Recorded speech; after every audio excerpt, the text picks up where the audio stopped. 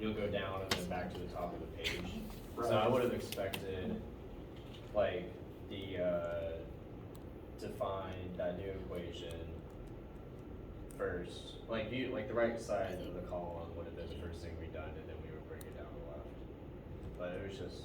That's fair. I couldn't like figure out where you did, because you had like implied stuff like you're talking about now. I'm just gonna connect the dots. I'm realizing that for this key in general, I think there's maybe a lot of implied steps, and I think I tend to do that when I'm in a hurry. And ultimately, me being in a hurry doesn't help me or you. So for that, I apologize. No, I mean, it makes sense now.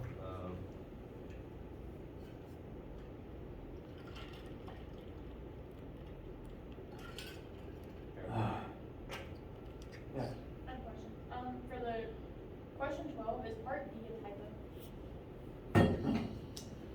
Awesome. Oh yeah, because I think is that the It 90%? said in half 90, Yeah. and I didn't really know what you were meaning, but. Yeah, you said half, like 50%, and then 90, like right after. It just doesn't need the word half.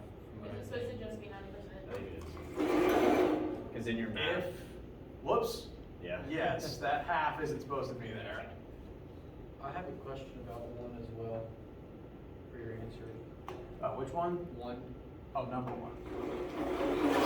I think the first part, I can agree with. The second part, you said that centripetal force isn't due to any actual force. It's Yep, sensation due to that's inertia. another typo. So that's It's supposed to be. supposed to be centrifugal. Yeah. Yep, this is supposed to be centrifugal. Okay.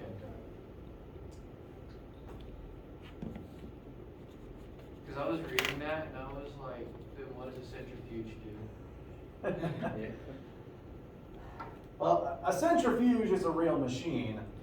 It's just what pulls the material, what draws the material to the end of the test tube isn't a force, it's its own inertia telling it move in a straight line, and then it just stops against the wall of the tube. As a bio major, that made my head hurt. I was like, everything in my life's a lie. Every single thing? I don't know, just that, it really threw me for a loop this morning. I was reading over it and I was like, I don't think that was supposed to be right. Sorry, a student asked me about this, and unfortunately, oh wait, I could just mark it up. I know it's typed here, but this is technically a photocopy that was Right. scanned. I typed out the short answer questions and then wrote out math ones. It's all good. I Which just wanted means to make that- sure it was centrifugal and not Yeah. centripetal. Consider that accidentally more studying. Sorry, that was not intentional. It's all Yeah. good.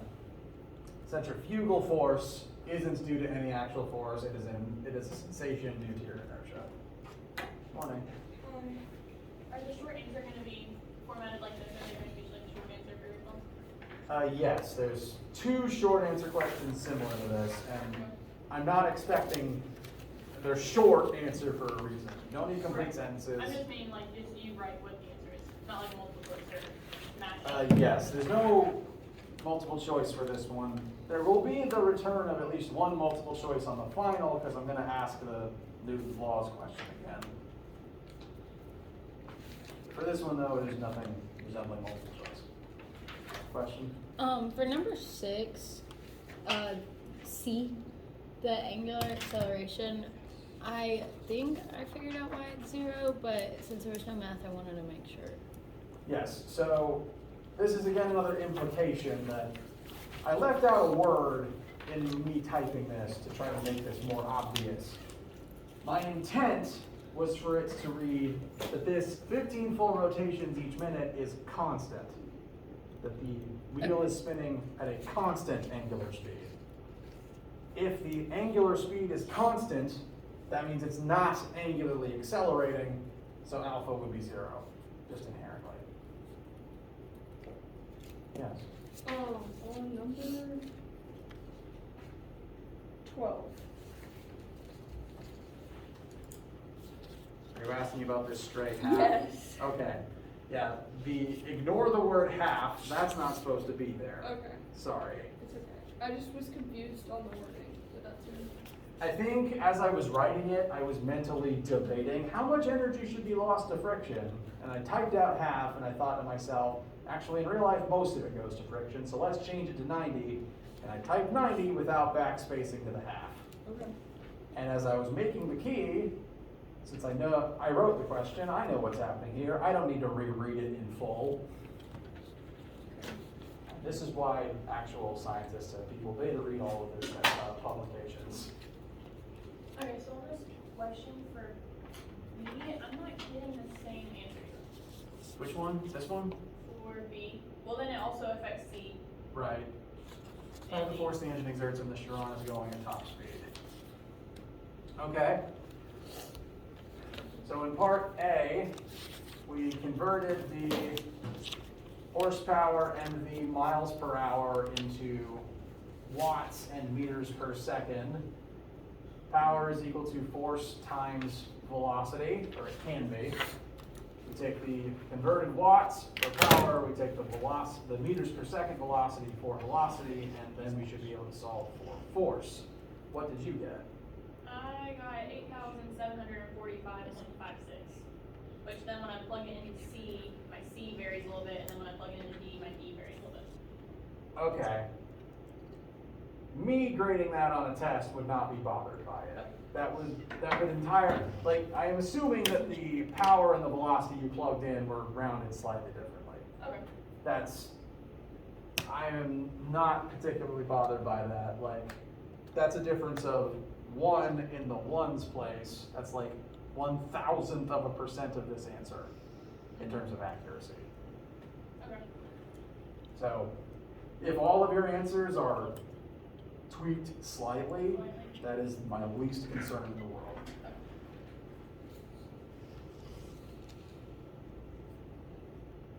For number.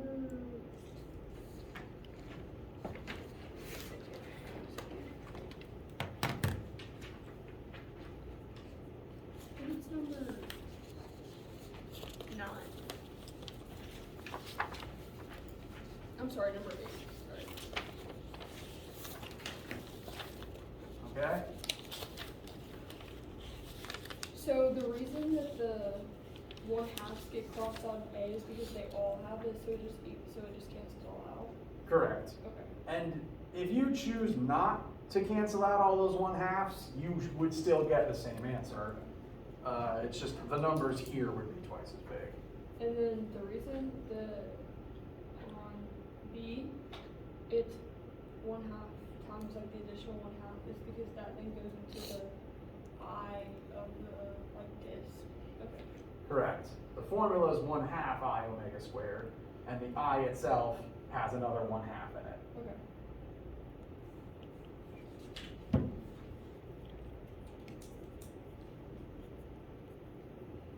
For number 9, I think I'm understanding, but I just want to make sure I'm not on the wrong track. For the torque of the sign for part A, why is our radius 1?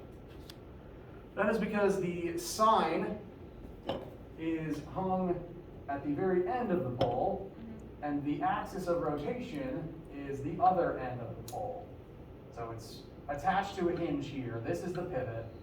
So this is the point that it rotates about, and the sign is 1 meter away because that's the sign length of the can pole. rotate technically. So It the can pole rotate would about be the this same. point. Okay, yeah.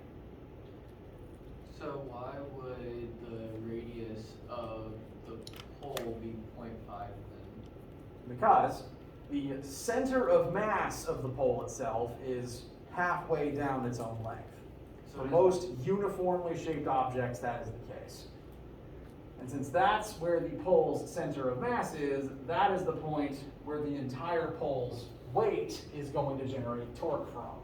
And that point is 1/2 meter per pole. So it has nothing to do with the pivot point, it's just the pole That's on its just an own. actual pole. Well, Well, the in terms pivot of just point the pole. does matter because this point is 50 centimeters away from the pivot point. Right.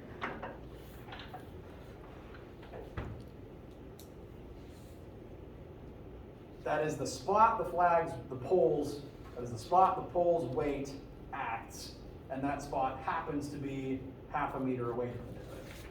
Okay.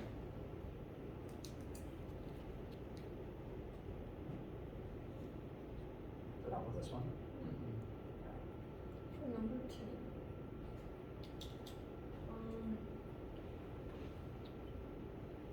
2. In B, I just don't understand.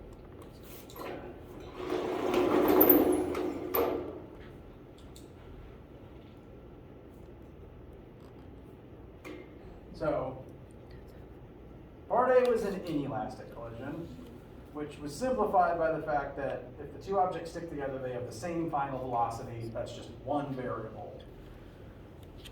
Doing the same momentum analysis for an elastic collision, where the two final velocities are going to be different, means that just the momentum equation can't tell you either of them if they're both unknown. Now, I want to make sure that you understand everything that I did here, because sometimes my math is weird. This is the momentum analysis after plugging in all the variables we know. So initial momentum was cart 1's mass times cart 1's initial velocity. Final momentum is each cart's mass times its unknown final velocity. Okay. Getting down to this next line was me just dividing everything by 5 to cancel it out. Okay. That step is optional. I think I was confused with like 4 and the 2, and I didn't know which one it was supposed to be. Right, and again, I apologize. What I did here was I divided everything by 5 because these two terms have a 5 in them and 20 is divisible by 5. Okay. So it was just my attempt to have fewer numbers. So from here to here was just dividing by 5 to simplify. But once here, we can't go any further by itself because it's one equation with 2 unknowns in it. To proceed, we need a second equation with the same 2 unknowns in it to do 2 equations, 2 unknowns. And elastic collisions have 3 different options we could pick from. One of those options is conservation of momentum, because momentum is conserved in all collisions. But elastically speaking, KE is also conserved. So we could use this as a second point of analysis. It would have the same variables in it. And we could create an equation from this that would also have V2F and V1F in it that we could use with our first equation. But there's also this third starting point, which is kind of a simplification of the second one. This is in your formula sheet. This is a third point of analysis for the motion in elastic one-dimensional collisions. And I find this one to be the easiest of the 3 because there's only 4 variables in it.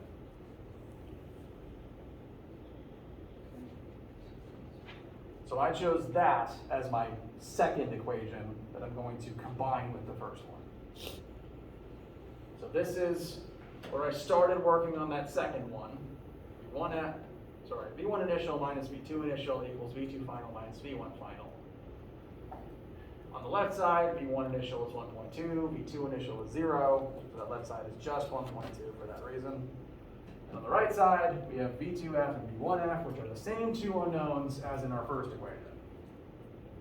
So that, by this point, we have 2 equations with the same 2 unknowns in them, which means we can plug one of those equations into the second one to get rid of one of those 2 unknowns and solve for them one at a time.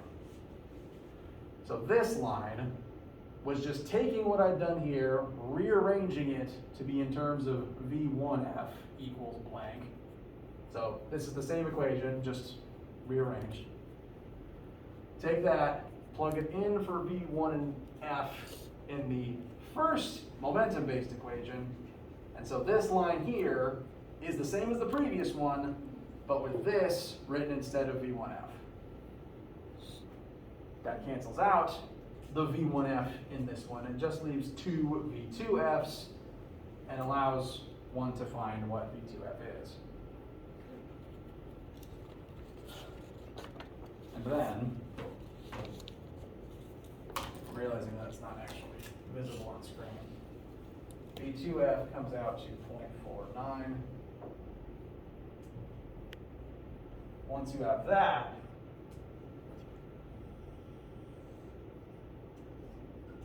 you can plug it, that again into the second equation to find V1F. Yeah.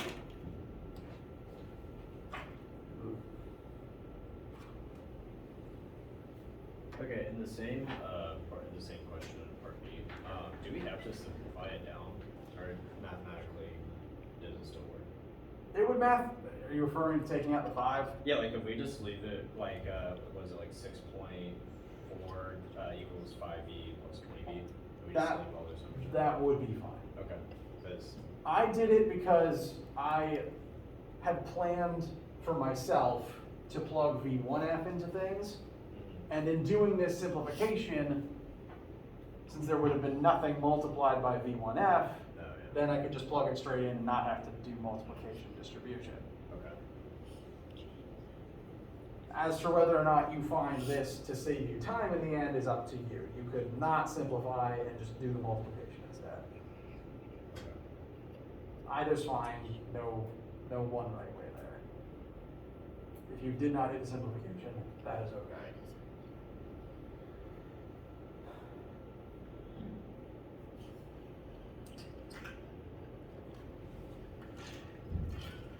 Yeah. Okay, so on number 11, I just wanna make sure I'm not plotting. So for part C, is the KEF, is it going to 0 because when the cannonball is at the top, it doesn't technically have velocity? Correct. And then for C, is your, GPE final 0 technically because the height is 0? Because it's above the ground? Yes. Okay. So for B, it's asking about this highest most point, the apex. And at that topmost point, vertical velocity is 0. So at that point, all of the energy is GPE. Whereas down here, at the absolute lowest point, like as low as you can get, but before the crash starts. So we pause time right as, Right in- right there. Height is at its lowest, so there's no GPE left. It's all KE before it goes boom.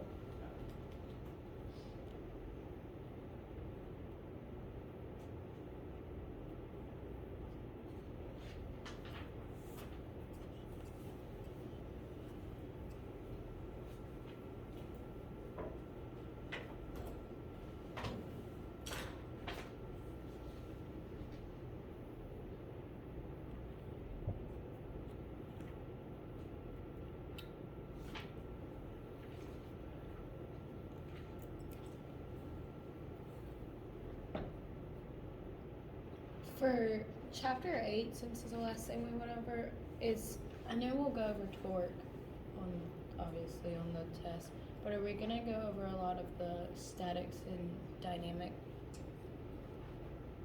Not a lot. Okay, so There's one question about torque, a fairly short one.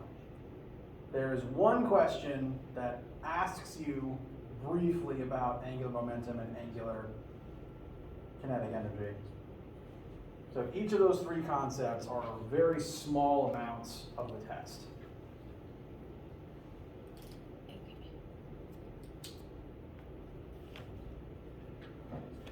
Okay, so for 11, for part B, the question asks was the height from the cannonball's ultimate height all the way to the ground. In your math, did you not add the 30 meters from the tall building, or did you not?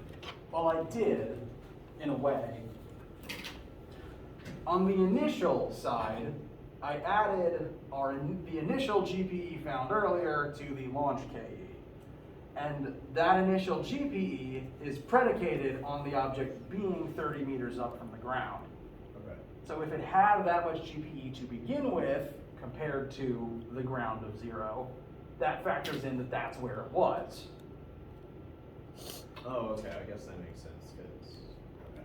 And then on the other side, it shows at what height will it be when all of the energy is GPE, not just this piece. That makes sense, because technically we just went ahead and plugged in numbers, but if you string it out, we would have to put in a height for it. So it will account mathematically. Right, and Okay. there is a variant of this where we could have, say, subtracted the GPE initial over here, that would subtract the initial GPE from the final GPE, and that would just tell us that 125,000 joules of KE became brand new GPE to rise above that 30-meter point. But that would be above the building, not above the floor. Sorry, above the dirt, above the ground. Alright, it makes more sense now, because I was waiting for it to, for us to like subtract 30 from it, but in the math it didn't really show it, but technically it did in the first part, so yeah. Yeah, I accounted for it in a different way. Yeah. Aside from a lot of the different types of questions on the practice test, is there gonna be like anything else that isn't covered on the practice test? Every subject on the test is represented here. And I think it's fairly evenly distributed across everything we've talked about in the past month or so, from chapter 5 through chapter 8. But there is more of an emphasis on the stuff from before last week. Last week's stuff, torque, angular momentum, angular kinetic energy are very small parts. So it's mostly stuff from before last week. Okay, so for 5, on the practice test, we use the right equation, or just the setup to F and G, which has the C, and that equation, you moved a lot of stuff around. So Yes. we ended up with like gravity times the mass of Earth over v squared equals r. In this scenario, will that equation always work when there's something in orbit of Earth's gravity? Because like This version, yes. this final simplified version, technically yes. This simplified version, and I'm gonna rewrite it because I know my handwriting is garbage. Okay.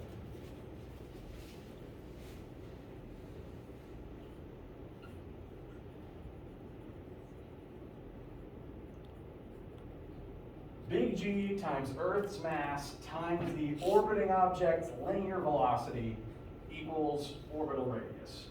This Okay. will always work. But only in the scenario that we know the velocity of the object orbiting Earth, and then that's it. But we don't know the object's mass. You technically don't need the object's mass most of the time because, well, I'll just rewrite it. Yeah, because like F, G, and C, I know we have a mass on either side, so one gets canceled usually. Yes, and it's always the orbiting, my handwriting is really bad.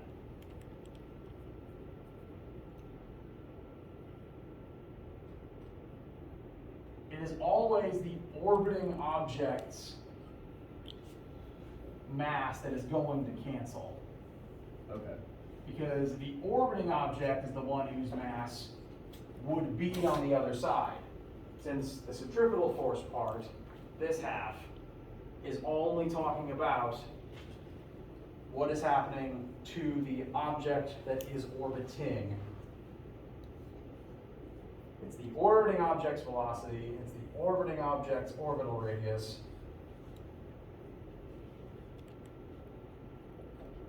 And it's the mass of the orbiting object that determines how all those things affect it. So, what this ultimately means is the mass of the object doesn't actually matter.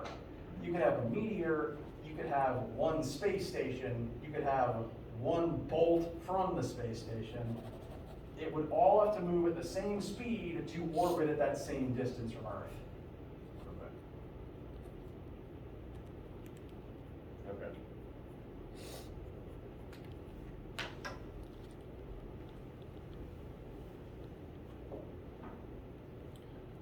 Will you be here at like 1:15 or 1 if we want to start a little bit early? I can be. I'll be in my office on lunch break prior to that, but if I'm not in here when you show up, that's where I'll be, and if I'm not, I'm gonna Words are hard. I'm gonna try to make my way back here earlier, Okay. so that people can start early if they want to. If you get here and I'm not here yet, I'd just be in my office, you can come find me. Can we go over from chapter 8, the tricky torque problem, because that's the only torque one I cannot figure. I've got in some point, I don't know if there's stuff left out, it's on chapter 8, it's this one. Ah, yes. It's the only one that I could figure out, like, and I can see in the notes for the PowerPoint that there's an answer, but I'm not getting that answer at all, so. Well, it's possible that I've changed the parameters of the question and didn't update those notes. Okay. So, I apologize for that. That's the one thing I never remember to do, because I hardly ever am able to see them when I'm writing. So for this torque question, the object that is rotating is the entire forearm and hand. The axis of rotation is the elbow, and there are two forces that are going to be acting to create torque here. One is the weight of the bowling ball in the hand, the other is the vertical force exerted by the bicep.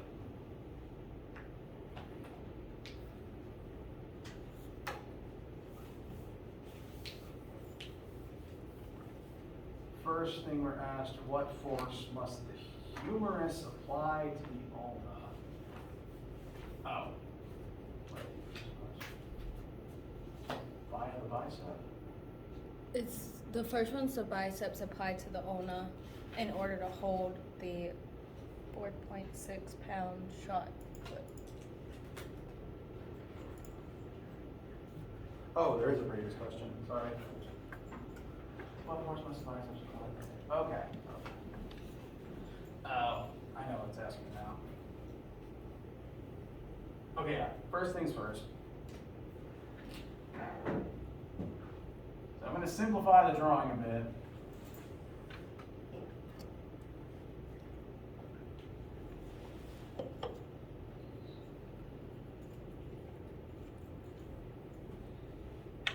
It's 8 degrees between the biceps and the humerus, therefore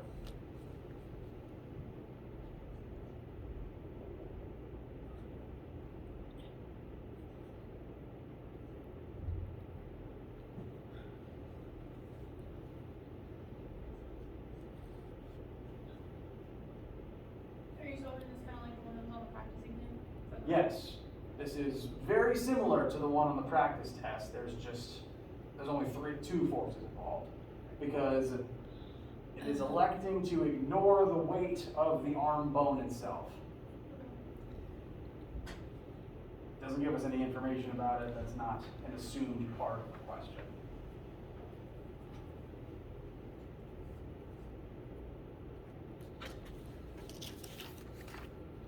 So, simplified picture, there are two forces generating torque here. The weight of the bowling ball applied at the full 0.35 meters is creating clockwise torque. Meanwhile, the vertical component of the tension in the bicep is going to create counterclockwise torque.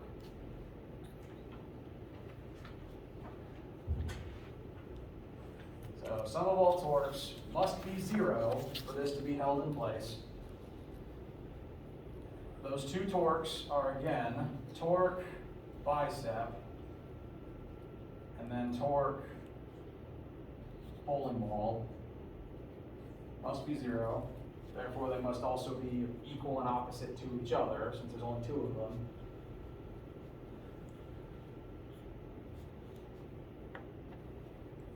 Torque bicep will then equal torque bowling ball. Technically negative torque bowling ball, but bowling ball torque is clockwise, so that's negative, and the negatives just cancel.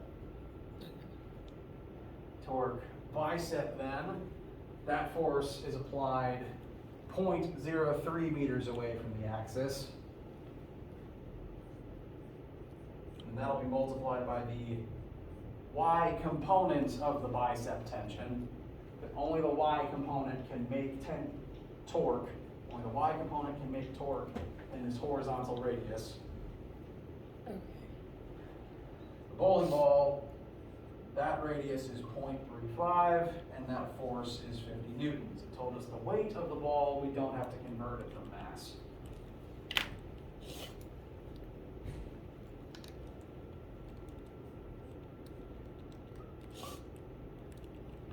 So the y component, calculator,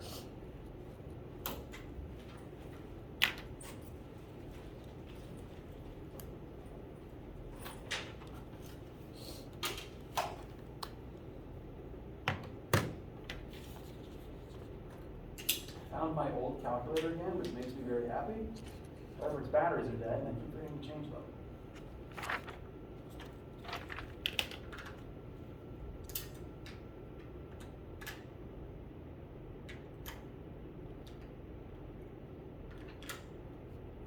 Could you, instead of solving for ty like this, could you go ahead and do cosine of 8 degrees is equal to the adjacent over hypotenuse, so it'd be ty over t, and then solve for ty that way, and you just get cosine of 8 times t, and then plug that into that equation and solve for t? Absolutely could. In fact, that's what I would do if I wasn't trying to further reiterate that only the y component here. I think when I'm lecturing, I try to show it one piece at a time to compartmentalize it, but yes, that would combine the two halves together.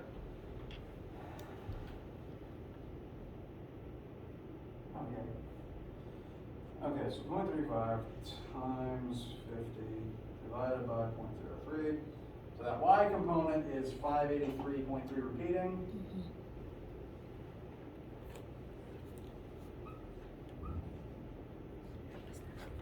That would be the upward vertical component that can create torque here.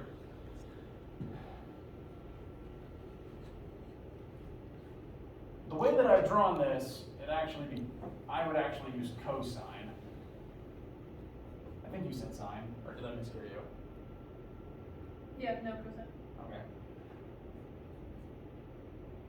So cos of 8 degrees. We were told that the angle between the bicep and the humerus itself is 8 degrees, but that also means this angle, the way I've drawn it, would be 8 degrees. And so it's just a matter of perspective.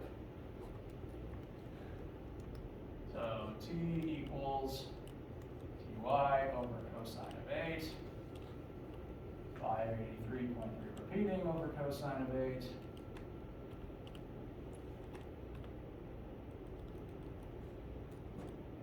Which is not that much different. 589 newtons. That is in the notes. Cool. So, this is the vertical component of the bicep that is making torque. This is the entire force in the bicep, accounting for the fact it's at a different angle. The point of this problem is meant to demonstrate the biological reason why the muscle doesn't root here, because if it did, radius is 0, you make no torque, you can't move your arm. So it's basically just one less component of one of the ones that was on the practice test. Yes, I Okay. believe, yes. In the Okay. practice test, almost the same thing, but we accounted for the weight of the flagpole itself. Whereas here, the author did not elect to include the weight of the arm. I assume because this is how much extra force is needed on top of what you normally use to hold your arm in place, which you don't ever really tend to think about.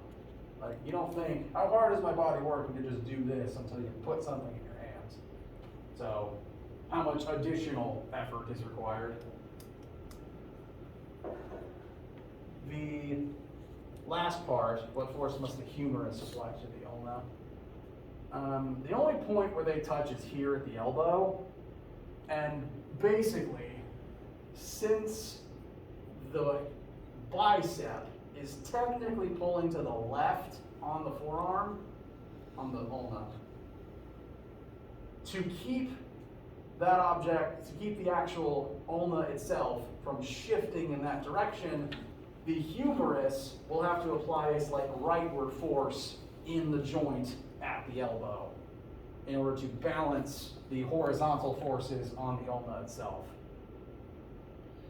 Okay, so would you do, you could keep your same numbers, but you would just change, you wouldn't use cosine anymore? Correct. And then solve for TX, but have. Well, yes, if yeah, you solve for TX, TX, yeah. that would be the force to the left that the humerus needs to overcome. Okay. So, That's just a weird wrinkle of the biology. uh-huh. And it's why it's an extra reason why your joints are important.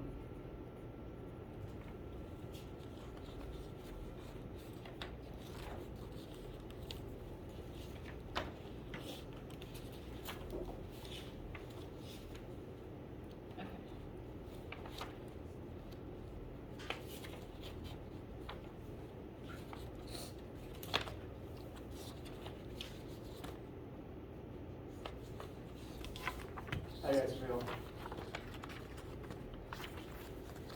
Good. Now. Nothing in mind right now? I'm not kicking you out. You're welcome to sit around and stick around as long as you want to, but I don't want you to miss anything if you have another class coming up. So as a reminder of the time, it's currently 11:14. I'll basically be either here or in my office until everyone's done with the test this afternoon. So if you need anything else, come on by. Or again, you can stick around. Just want to make sure you don't miss your next class. So technically you go at 0.62 when you go at, I think it was -0.72. Something like that. But the way if you do sig figs, if you do one sig fig after the decimal, you get the same answer. Oh, it's repeating. But you gotta look at like all of these decimals variants. They're around 11.7. So this afternoon? Huh? Since you It's said the same, but it's another round. Exactly.